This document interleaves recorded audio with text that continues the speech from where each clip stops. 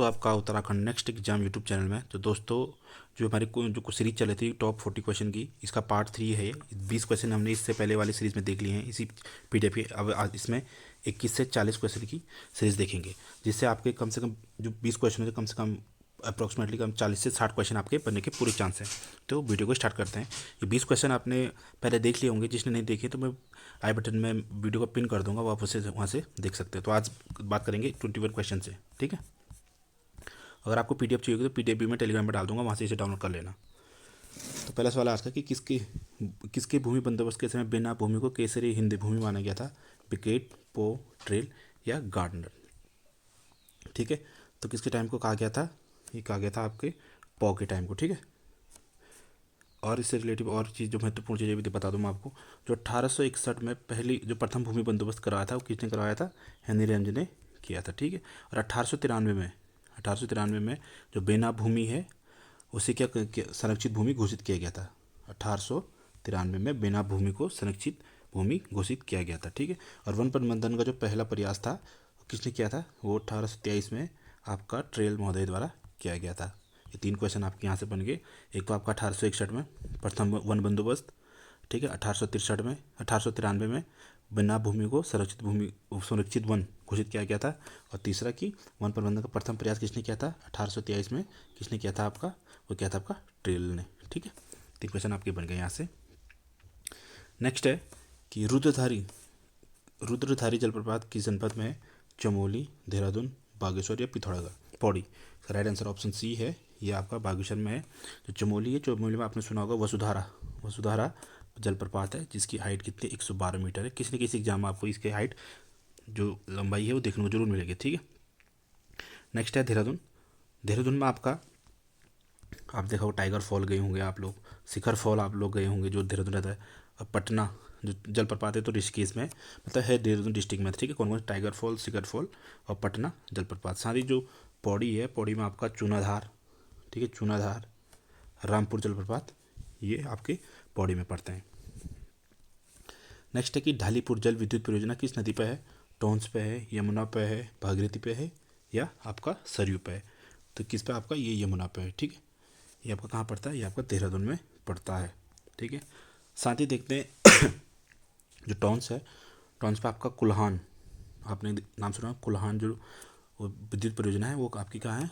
ये भी देहरादून में है और ये आपकी टॉन्स नदी पे है, ठीक है। और आपको एक दो महत्वपूर्ण और बता दूँ, जो उर्गम परियोजना सुना होगा आपने, वो किस नदी पे है? ये आपका कल्पगंगा नदी पे है। कहाँ है आपका? ये चमोली में है। राजभक्ति, ये क्वेश्चन पूछा गया है एग्जाम में, मैं जो बोल रहा हूँ आप नोट करें इसको। क्या? राज भक्ति, ये आपका नंदप्रयाग में है, नंदाकिनी नदी पे, ठीक है।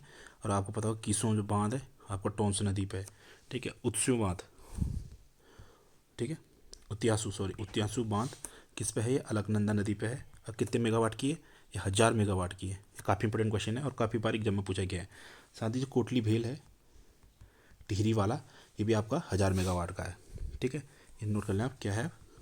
कोटली भेल जो है आपका ये 1000 मेगावाट का है। ये कहाँ पे? आपका टिहरी में है, ठीक है, गंगा नदी पे। नेक्स्ट देखते हैं कि यंत्र अनुसंधान एवं विकास संस्थान IRDE की स्थापना कब हुई? ऑप्शन आपके सामने है 1965, 1955, 1960 और 1970। तो कब इसकी स्थापना हुई? आपका 1960 में इसकी स्थापना हुई थी, ठीक है। साथ ही जो आप देहरादून में, आपको पता ये कहाँ है? आपका देहरादून में है। साथ ही आपको पता IMA की स्थापना कब हुई है? आपकी हुई 1 अक्टूबर 1932 को। और ये, ठीक है। और जो औपचारिक उद्घाटन हुआ था इसका, ये आप ध्यान रखने, पूछा जा सकता है, 10 दिसंबर 1932 को इसकी औपचारिक उद्घाटन हुआ था। साथ ही आपको पता होगा वाइड इंस्टीट्यूट जो आपको जियोलॉजी के लिए काफ़ी महत्वपूर्ण है, ठीक है, वाइड इंस्टीट्यूट, इसकी स्थापना वैसे दिल्ली में हुई थी 1968 में, जिसे 1976 में देहरादून लाया गया था, ठीक है। 68 में इसकी स्थापना दिल्ली में हुई और देहरादून लाया गया 1978 में, 10 साल बाद। इस चीज़ को ध्यान रखें आप। साथ ही आपको पता है आपको ONGC, इसकी स्थापना कब हुई थी? 1956 में, ठीक है। और एक वहाँ पर आप देखोगे राष्ट्रीय दृष्टिबाधित जो संस्थान है देहरादून में, उसकी स्थापना कब हुई थी? वो आपकी हुई थी उसकी 1943 में उसकी स्थापना हुई थी, ठीक है। नेक्स्ट देखते हैं अल्मोड़ा में नगर पालिका कब बनी? 1860, 1864, 1869 और 1899। तो ये कब बनी थी आपकी? ये बनी थी आपकी 1864 में। ठीक है। वर्तमान में आप कितने नगर निगम है उत्तराखंड में? तो 9 नगर निगम है, जिसमें हाल में कौन सा बना नया? श्रीनगर, 8वां 9वां। ठीक है, इसका भी आप ध्यान रखेंगे। और महत्वपूर्ण चीज़ देखते हैं अल्मोड़ा से रिलेटेड। तो जो अल्मोड़ा नगर की जो स्थापना हुई थी वो आपकी हुई थी 1568 में। ठीक है। और चंपावत से राजधानी स्थानांतरित कब हुई थी यहाँ? ये आपकी 1563 में इस यहाँ राजधानी स्थानांतरित की थी कल्याण चंद्र ने। ठीक है। और जो 1891 में आपको पता होना चाहिए ये कब क्या बना था? जिला बना था 1891 में। और ये जो अल्मोड़ा जिला है ये एकमात्र जिला है जहाँ से चांदी प्राप्त की जाती है। खनिज तत्व में बात करेंगे तो चांदी ये एकमात्र जिला है जहाँ से चांदी प्राप्त की जाती है। ठीक है। नेक्स्ट है जोराई बुग्याल कहाँ स्थित है? चमोली, पिथौरागढ़, रुद्रप्रयाग और टिहरी। तो ये आपका टिहरी में स्थित है।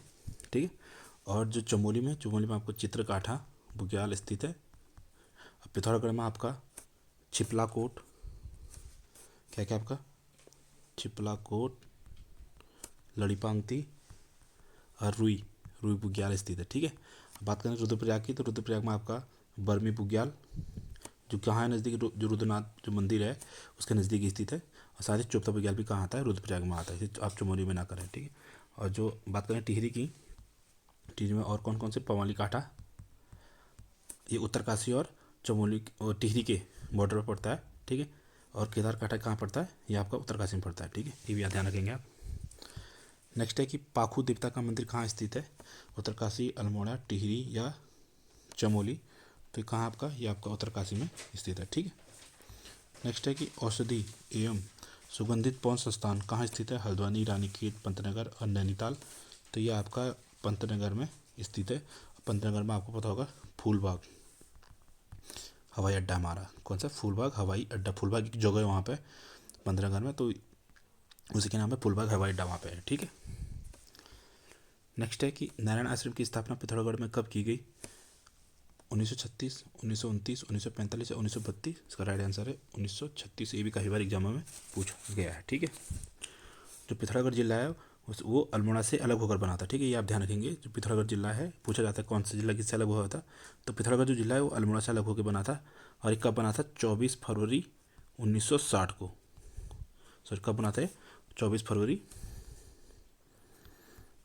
1960। इसी टाइम पे 3 जिले बने थे। तो इसमें एक तो चमोली बना था, दूसरा आपका बना था उत्तर काशी। ठीक है।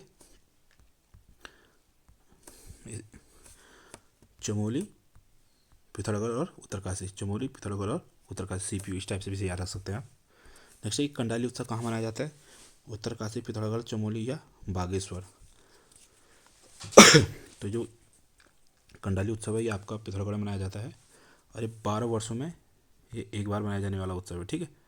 ठीक है। और कौन सी जनजाति मनाती है इसे मनाती है आपका भूटिया जनजाति द्वारा मनाया जाता है। जो थल मेला लगता है आपको पता है पिथौरागढ़ में थल मेला लगता है।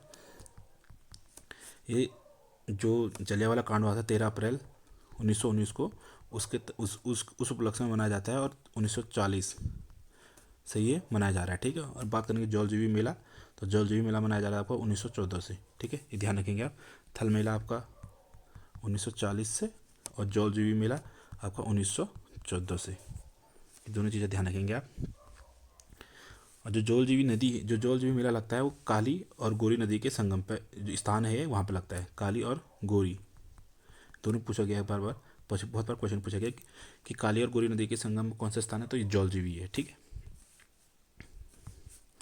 नेक्स्ट है कि जो जो दिखनौरी प्रथा की जनजाति में प्रचलित है थारू, बोक्सा, जौनसारी या राजी? तो ये आपकी थारू जनजाति उसमें प्रचलित है। इसके अलावा इसमें बदला विवाह प्रथा भी है, जिसमें क्या होता है कि बहनों का आदान प्रदान किया जाता है। ठीक है, कि एक वहाँ यहाँ से लड़की यहाँ और यहाँ की लड़की यहाँ कर देंगे मतलब शादी के लिए। और इसमें साथ ही तीन टिकटी प्रथा भी है, जिसमें कहते हैं एक दूसरे की बहन की जगह मतलब उसमें बहन एक दूसरे की बहन ना लेके मतलब रिश्तेदारों की बहनों से शादी करा दी जाती है। यहाँ किसी के रिश्तेदार से किसी की शादी करा दी जाती है। ठीक है। जैसे साथ ही जौनसारी में कौन सी प्रथा है? एक गणात प्रथा है, इसे ध्यान रखेंगे आप। अब भोटियाओं में दमोला, ठीक है, दमोला प्रथा और तत्सम प्रथा है। भोटियाओं में कौन सी? दमोला प्रथा और तत्सम प्रथा है, ये भी आप ध्यान रखेंगे। ठीक है। नेक्स्ट है कि बाजू तिमली यह क्या है? नृत्य, गीत, आभूषण या वाद्य यंत्र? तो क्या है ये गीत है, ठीक है। ये भोटिया जनजाति के लोकगीत है, ये ध्यान रखेंगे आप। पूछा किस जनजाति के, भोटिया जनजाति के क्या है, लोकगीत है। साथ ही तिमिली क्या है, बात करेंगे तिमिली की। तो पूछते हैं ना कि पूछना क्वेश्चन, डायरेक्ट क्वेश्चन पूछा कि क्या कौन क्या है करे, तो तिमिली जो है आपका सामाजिक विषय पर आधारित है, ठीक है, सामाजिक विषय पर आधारित है। और जो बाजू होता है, जो बाजू है ये आपका वीर रस प्रधान गीत है, वीर रस प्रधान गीत है, ठीक है। ये दोनों चीज़ आप ध्यान रखेंगे।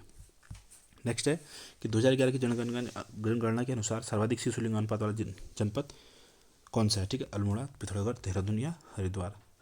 तो बहुत बेसिक सा क्वेश्चन हो गया। ये क्या है, क्या आपका, ये आपका अल्मोड़ा है, ठीक है। जो अल्मोड़ा है उसमें शिशु लिंगानुपात में भी कितना है इनका, यहाँ का आपका 922 शिशु लिंगानुपात है। और सबसे कम जो हरिद्वार का है वो कितना, 877। अभी पूछा जा सकता है कभी क्वेश्चन में कि शिशु लिंगानुपात कितना, सबसे सर्वाधिक कहाँ का है और कितना है, डायरेक्ट नंबर पूछ सकता है।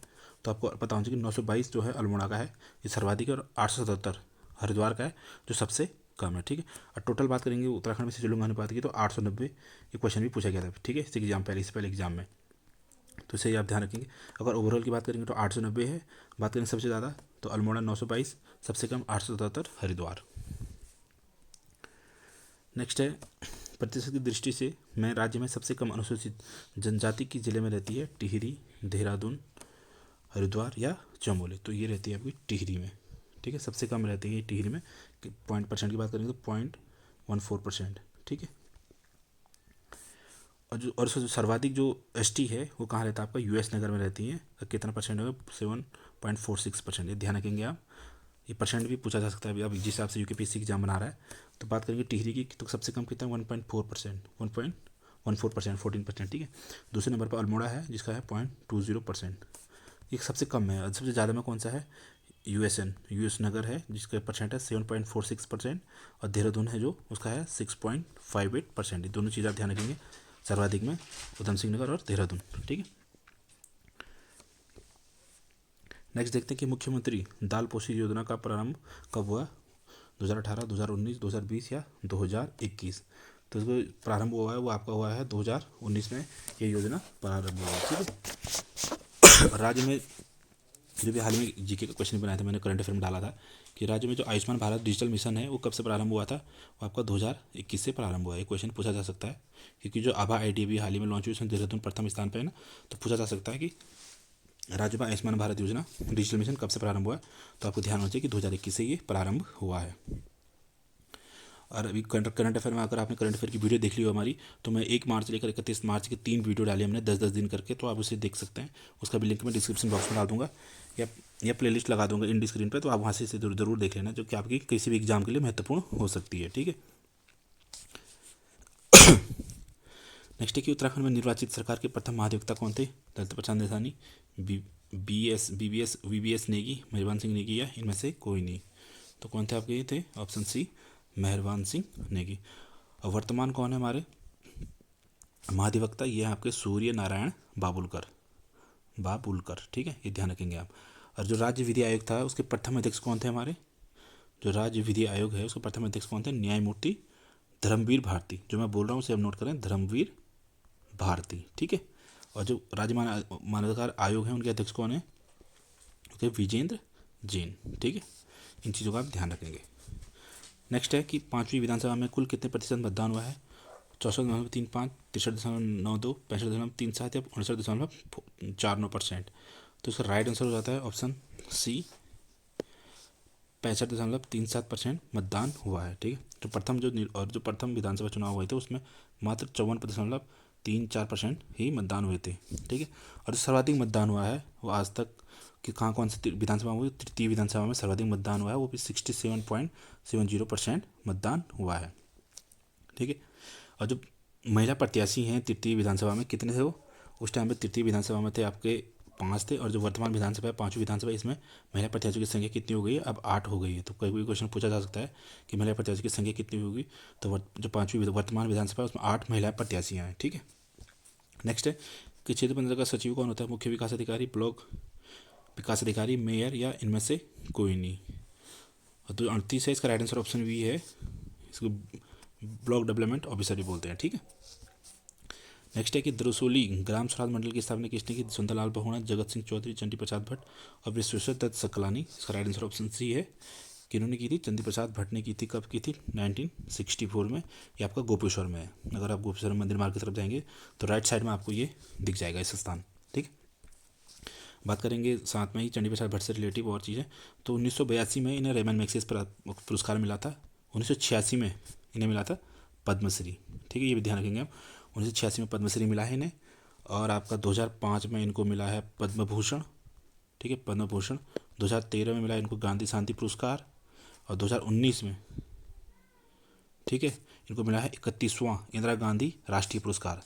ठीक है, क्या मिला है? इंदिरा गांधी राष्ट्रीय पुरस्कार मिला है। तो ये भी याद रखेंगे आप, 31वां मिला है, भी ध्यान रखें आप। 2019 में मिला है ये इंदिरा गांधी राष्ट्रीय पुरस्कार। ठीक है, नेक्स्ट देखते हैं कि बचेंद्र पाल का नाम गिनीज बुक ऑफ रिकॉर्ड में कब शामिल हुआ? 1990, 2001, 1995 और 1997। तो कब हुआ? आपका 1990 में। ठीक है, 1984 में इन्होंने क्या किया? एवरेस्ट फतह किया था। ठीक है, आपको पता होगा बचेंद्र पाल माउंटेनियरिंग है। तो 1984 में इन्होंने एवरेस्ट फतह किया था। और 1985 में इनको मिला था पद्मश्री पुरस्कार। ये पूछा गया था पटवारी के एग्जाम में कि कब इनको पद्मश्री पुरस्कार मिला था। तो 1985 में। और 1986 में आपने देखा होगा अभी आपने कि किसको मिला था पद्मश्री? आपको मिला था चंद्र प्रसाद भट्ट जी को। ठीक है, और 1986 में इनको क्या मिला? 1986 में इनको मिला अर्जुन पुरस्कार। ठीक है, तो दोस्तों अगर आपको ये वीडियो पसंद है प्लीज़ वीडियो को लाइक करना, चैनल को सब्सक्राइब करना। और अगर आपको इसकी पीडीएफ चाहिए होगी तो इसका लिंक डिस्क्रिप्शन बॉक्स में डाल दूंगा, जो टेलीग्राम चैनल का, ये टेलीग्राम पर इसकी पीडीएफ डाल दूंगा मैं। ठीक है, और मिलता है आपको नेक्स्ट वीडियो में। तब तक के लिए जय हिंद, जय उत्तराखंड।